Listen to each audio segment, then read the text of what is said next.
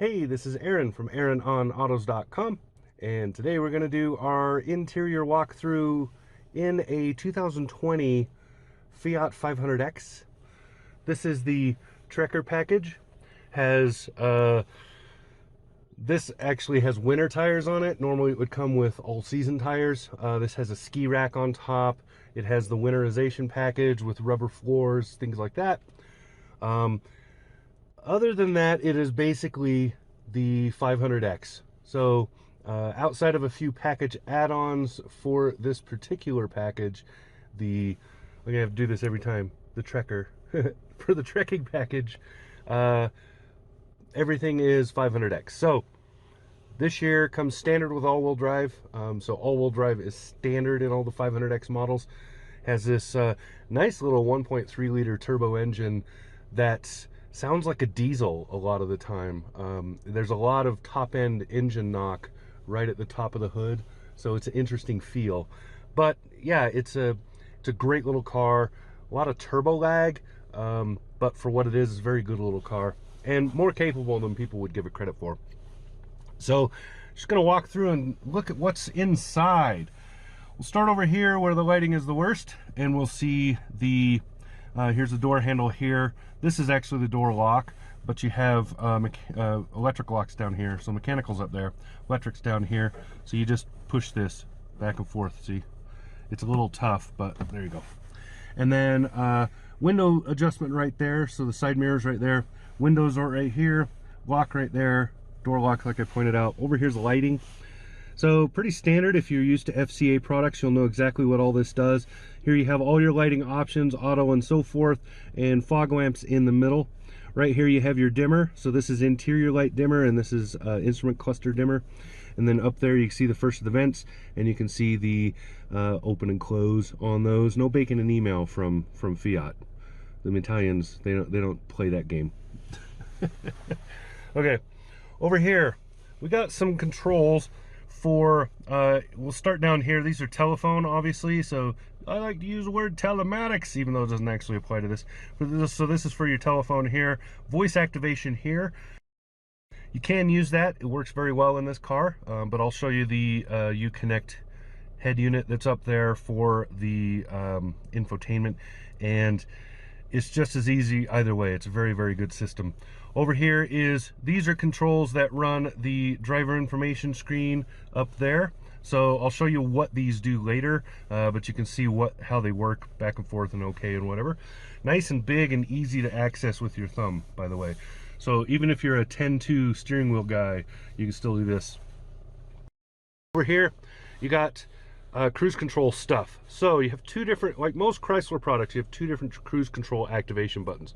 This one in the middle turns on regular cruise control, not adaptive cruise, just regular cruise. So you still have to, you know, slow down, speed up on your own, all of that stuff.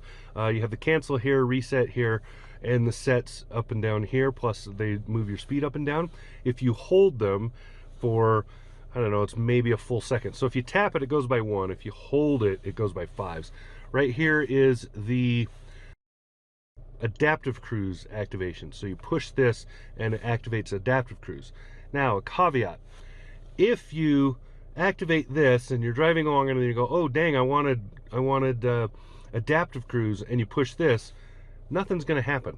It doesn't change anything. You have to turn this off and then start this. So you can do that by holding this down, but it doesn't start this up. It just stops that. So what you have to do is cancel, do this, cancel, and then set a speed again. It's a little bit annoying. Over here are your distances. So this shortens the distance, lengthens the distance between you and the car in front of you. So yeah, part of the adaptive cruise. Probably know what that does by now. If not, maybe I should do a video on how adaptive cruise works. All right, starting with the dongles. Here is the washer wipers. Twist this and it does the front, twist this and it does the rear, up and down for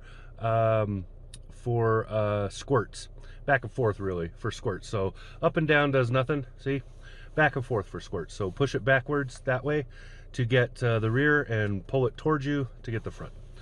Over here you got the lighting controls. So you got signal turns up and down, back and forth for those brights. So you can do intermittent brights, just pulling it forward and then it pops back like that, or you can push it all the way forward.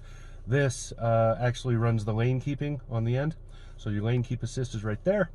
And that's it. I couldn't remember if this twisted or not. That's it. So there you go, that's for that. All right, now looking at the instrument cluster. These bezels, they look really aggressive at this angle. From way back where the driver sits, they're not nearly as aggressive. But I will say that they do eliminate a lot of glare. So very well done. Over here's your speedometer. Over here is mostly the driver information screen. Stuff across the stuff across the top stays. Over here is your fuel. Over here is engine heat. That basically stays down there as well. And then the middle part changes as you go through those menus. I'll show you those after I point out the tachometer over here. So you can see the tach, pretty straightforward, and you can see the speed is a very, very optimistic 160 miles an hour. Good luck with that in this car. I'd be amazed if it does more than that 110 mark. It's probably closer to the 100 mark. The engine is nice and powerful and peppy. It is not necessarily fast. It's too small displacement to really be fast in a car this big. So looking through that middle menu, you can see here's my drive. Here's the G's if you really want to see that. I drove this on a frozen or in a really snow-covered parking lot and got to hoon it around a little bit, and it was fun to watch the little G meters pop up and down like that while I was doing that. You're not going to get a full G out of this car without a whole lot of work, but there's a lot of fun. It was good times. Here's tire pressures, adaptive cruise and lane assist are turned off, and so on and so forth. So you can see just basically this is just paging down through menus. Some of these have side menus. So let me find one that does, right there. So you see the little dots up there? That tells you there's more menus. So I can flip the buttons going sideways, back and forth, and I can flip through those. So you can see what I was doing for MPGs, for, yeah, on the different trips, range with current fuel, and all that good stuff. Lots of neat stuff. Really neat, useful menus for the most part. I'm trying to find where my, oh yeah, I have to keep going. So, more vehicle info if you really need to know things and stuff. So, useful menus, worth going through if you are going to spend a lot of time in this car, because there is good information to have right there. Now, moving along, over here, here is your engine start button. Also shuts it off. And infotainment. So this is basically the main menu. This is what happens when you hit Uconnect. You're looking at this. Pretty straightforward and basic. Not a huge amount of technology in terms of massive connectivity or things like that, but there is basic streaming. There are plenty of USB ports for plugging a phone into the car so that you can interact and you can stuff like that. Bluetooth works exceedingly well in this vehicle, and the menus are pretty straightforward. There's not a lot to know. So you can go over, here's the trip, here's the radio, here's media. So if I was streaming off of my phone, which I left connected, I didn't realize that. Navigation, so you can see where we're at, and there's the menu I was just on. So pretty straightforward, but nicely done. I also like this stuff. Nighttime, I can shut it off really easy.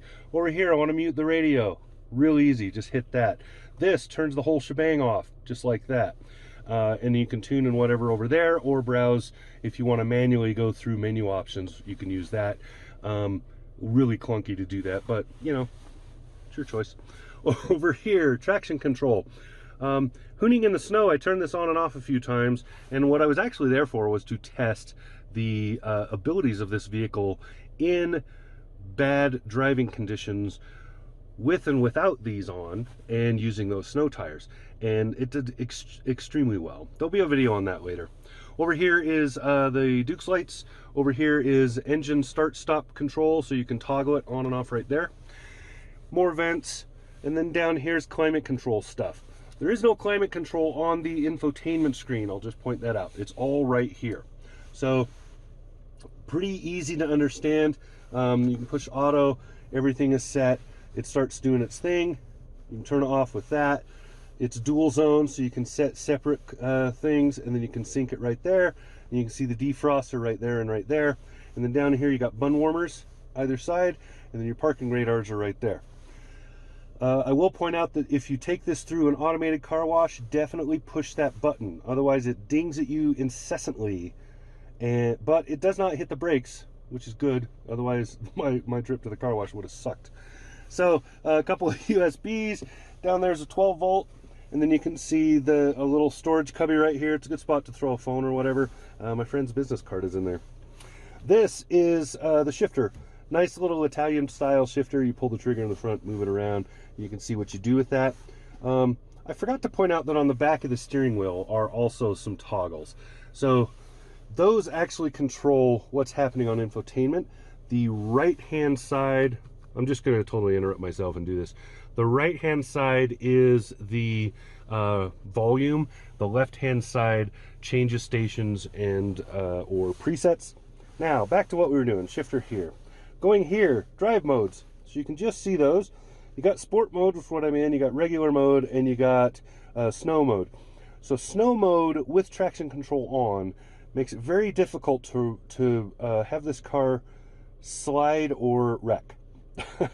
It's a really good system. Very well done, assuming you have snow tires equipped. Down here is the parking brake. Pull it up to set it, push it down to shut it off. Drink holders right here. An armrest right here that's pretty good. It's more of an elbow rest for somebody my size, but here you go. And then inside is a little bit of storage. And then it slides forward, which makes it more of an armrest if that's what you want. But that does mean that you can't get anything in this drink holder. On the back side of this is another USB port, FYI. Now, over here, I just want to look. You can see the look of the dash.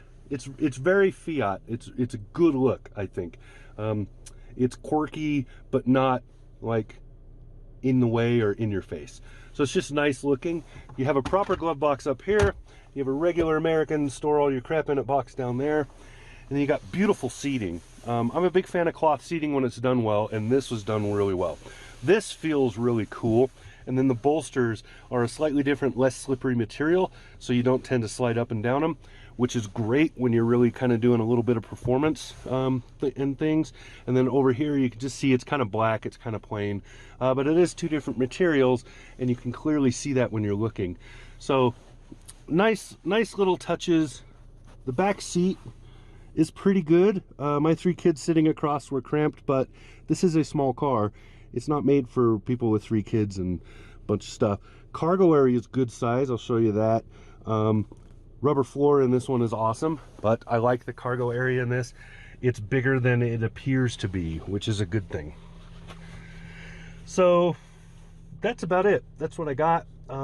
This is the 2020 Fiat 500X in the Trekker package. Trekking, whatever. It's a very neat little car, really fun. Like I said, though, there is a very noticeable, you can count it off, it's about 2 seconds of turbo lag. So if you're starting from scratch, you're at 0, and you push the gas, you are going to wait at least 2 seconds for that turbo to kick in. Out on the road, driving around normally, if you are not forcing the gears in order to keep the RPM up, you will also feel a lag. Depending on where your RPM is, you will feel the lag waiting for that to get to the turbo. And the turbo doesn't kick in until fairly high. It's like 1800 or 2000 RPM before the turbo's in. So a little bit of note there, but otherwise very drivable car. Lots of fun, and it looks kind of neat. You know, it's got that Fiat thing with the bug eyes and whatever. It's kind of neat looking, but quirky and fun little car. So there you go. That's what I got. This has been Aaron, AaronOnAutos.com. I'll talk to you again soon. Subscribe.